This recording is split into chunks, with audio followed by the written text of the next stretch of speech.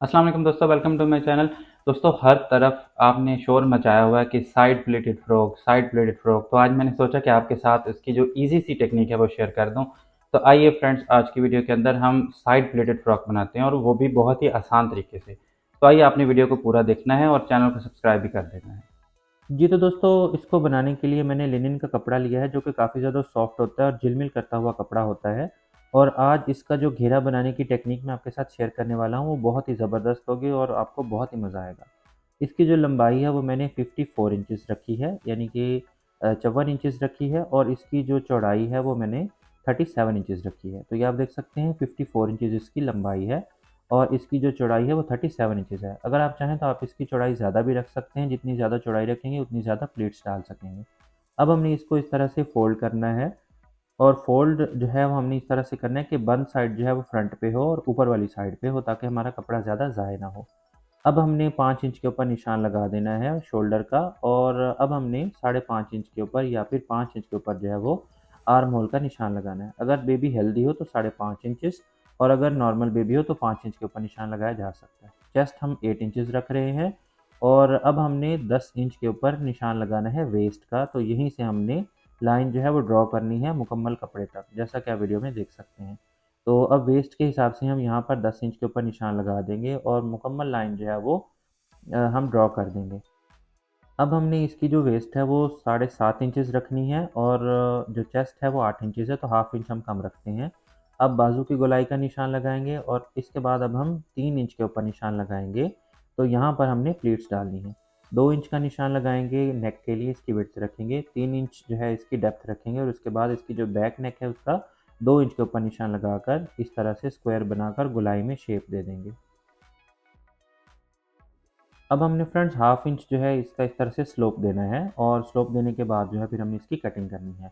Cutting जो है हम यहाँ पर इसकी वेस्ट के हिसाब से 3 इंच का जो निशान लगाया है यहीं तक करेंगे, और फिर हमने इसकी जो शोल्डर की कटिंग है वो कर देनी है, यानी आर्म होल की। और उसके बाद फिर हमने इसकी नेक की कटिंग करनी है।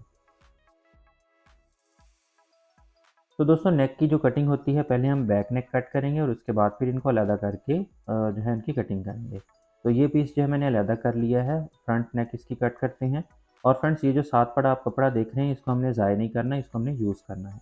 अब बैक नेक जो है इसका हम डीप कट लगाएंगे, ताकि यहाँ से गला जो है वो खुला हो जाए और सर जो है यहाँ पे आसानी से इसके अंदर से गुजर सके।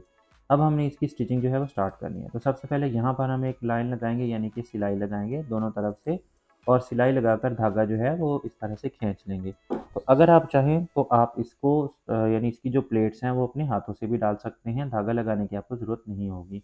अब हमने इस पीस को इस तरह से ऊपर फोल्ड करना है और इसके बाद इसको सिलाई लगा देनी है। जी, तो फ्रेंड्स, सिलाई जो है वो लग चुकी है और बहुत ही नीट जो है ये इसकी स्टिचिंग हो गई है। अब हमने जो दूसरा पार्ट है उसको भी रेडी कर लेना है। बैक नेक के ऊपर हमने इस तरह से कपड़ा लगाना है, इसको इस तरह से फोल्ड करके, और सिलाइयाँ साइड पे पहले से ही लगा लेनी है ताकि फोल्ड करना आसान हो जाए। अब हमने इसको नेक के ऊपर रख कर इस तरह से इस कट को जो है हमने इसको स्टिच करना है, और उसके बाद फिर इसका जो पार्ट है वो हमने अंदर की तरफ फोल्ड करके इसके ऊपर भी सिलाई लगा देनी है। तो ये फ्रेंड्स आप देख सकते हैं सिलाई लग चुकी है और बहुत ही नीटली जो है ये बन चुका है। अब हमने इनके कंधे जो है वो स्टिच करने हैं, और कंधे स्टिच करने के बाद फिर हमने इसका गला जो है वो बनाना है। दोस्तों, मेरी जो कोशिश होती है कि मैं आपको सबसे आसान तरीका जो है वो बताऊं। तो गला बनाने का सबसे आसान तरीका ये है। तो 2 इंच चौड़ी आपने अरेब की पट्टी लेनी है। आपने इसको इस तरह से फ्रंट से थोड़ा सा फोल्ड करना है, और उसके बाद इस तरह से फोल्ड करके फिर आपने गले के ऊपर सिलाई लगा देनी है। और सिलाई लगाने के बाद एक्स्ट्रा पीस जो है वो थोड़ा सा आगे की तरफ से छोड़ देना है। इस तरह से ये आप देख सकते हैं 1 इंच का पीस मैंने छोड़ दिया है। अब हमने क्या करना है कि यहाँ पर छोटे-छोटे कट्स जो है वो लगाने हैं गले वाली साइड पे, क्योंकि गला गोल है तो इसको फिर बिठाने के लिए हमें छोटे-छोटे कट्स लगाने पड़ेंगे। तो कट्स लगाकर फिर हम इसको फ़ोल्ड करके सिलाई लगाएँगे तो गला बहुत ही परफेक्शन के साथ बन जाएगा। तो ये आप इसका फ्रंट भी देख सकते हैं, बहुत ही परफेक्टली जो है ये बन गया है। अब हमने बाजू बनाने के लिए 14 बाय 8 इंचेस के 2 पीसेज़ लेने हैं, और इसको इस तरह से फ़ोल्ड करना है, जैसा कि आप वीडियो में देख सकते हैं। और उसके बाद इसके ऊपर बाजू की जो इस तरह से ड्राइंग है वो करेंगे, और फ्रंट से जो है हम 6 इंच का जो निशान है वो लगाएंगे, यानी इसकी जो फिटिंग होगी वो 6 इंच के ऊपर होगी। और बाजू का जो इसका जो ड्रॉ है वो कर लेंगे, और उसके बाद इसकी जो कटिंग है वो भी करते हैं। जल्दी से इसकी कटिंग कर लेते हैं।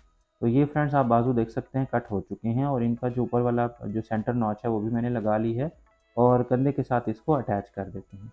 अब हमने क्या करना है कि जो 9 इंच चौड़ी छोटे बच्चों की जो इलास्टिक होती है वो हमने फ्रंट के ऊपर लगाकर इस तरह से बाजू भी रेडी कर लेने हैं। बहुत ही खूबसूरत बाजू बन चुके हैं।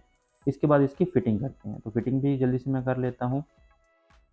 और दोस्तों अब बारी आती है इसका जो दामन है उसको मोड़ने की। तो इसके लिए हमने बुकरम का यूज़ करना है। तो ये जो बुकरम है ये स्टिफ होता है, यानी कि सख्त बुकरम होता है। इसको मर्दाना कपड़े बनाने के लिए यूज़ करते हैं। तो ये बुकरम आपने हाफ इंच चौड़ी पट्टी इसकी इस तरह से कट कर लेनी है और इस तरह से आपने इस्त्री की मदद से अटैच कर लेनी है। अगर आप जो है लिनन के कपड़े बना रहे हैं तो इससे ये जो इसका घेरा बनेगा बहुत ही फूला फूला और खूबसूरत बनेगा। तो ये नीचे लटकेगा नहीं, तो ये बहुत ही खूबसूरती से बन जाएगा। तो ये आप देख सकते हैं इसका जो घेरा है वो पफ़ी बना है और ये बहुत ही शानदार टेक्नीक है। जी, तो फ्रेंड्स फ्रॉक तो बनकर तैयार हो चुका है। अब हमने इसका बहुत ही खूबसूरत जो है प्लाज़ो बनाना है। तो जो हमने कंधे से पीस कट किया था उसकी जो लंबाई है वो 10 इंचेस है और इसकी चौड़ाई जो है वो 20 इंचेस है। यानी चूँकि ये फ़ोल्डिंग में पड़ा है तो इसका जो एक पीस होगा इसकी लंबाई चौड़ाई 20 बाय 10 इंचेस होगी। तो इसको हम इस तरह से कट करके शेप दे देते हैं और इसको अलग कर लेते हैं। इसके बाद हमने 15 बाय 15 इंचेस यानी 15 बाय 15 इंचेस के 2 पीसेस लेने हैं इस तरह से और इनको आपस में इस तरह से अटैच करके और प्लीट्स जो है वो डाल लेनी है। तो ये प्लाज़ो जो है फ्रेंड्स बहुत ही खूबसूरत बनेगा। आपने इसको एंड में देखना है। मेरी बेटी ने इसको पहनकर दिखाया हुआ है, बहुत ही खूबसूरत लगता है और बच्चे इसमें बहुत ही ईज़ी भी रहते हैं।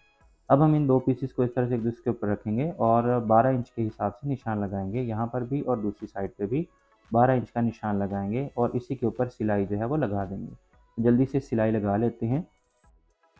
इसके साथ ही फ्रेंड्स इसकी हेमिंग भी कर लेते हैं और नीचे से भी इसको मोड़ लेते हैं और उसके बाद फिर ऊपर वाला जो पार्ट है यहाँ से इलास्टिक डालने के लिए भी इसको मोड़ लेते हैं। तो माशाल्लाह बहुत ही ज़बरदस्त प्लाज़ो बनकर तैयार हो चुका है और इसमें जो बच्चे हैं बहुत ही कंफर्टेबल रहेंगे। तो ये आप देख सकते हैं दोनों पीसेस मैंने रेडी कर लिए हैं, फ्रॉक भी साइड प्लेटेड जो है और उसके साथ ही जो प्लाज़ो है वो भी मैंने रेडी कर लिया है और बहुत ही ज़बरदस्त बन गए हैं। तो आइए इसको पहन कर दिखाते हैं। तो फ्रेंड्स आपने अपने बच्चों का इसी तरह से ख़्याल रखना है जैसे मैं अपने बच्चों का ख़्याल रखता हूँ, इनको रोज़-रोज़ नए ड्रेसेस बना के देता हूँ और बहुत ही खुश रखता हूँ। तो ओके फ्रेंड्स अपना ख़्याल रखिए और अपने बच्चों का ख़ास तौर पर ख़्याल रखें। अल्लाह हाफ़िज़।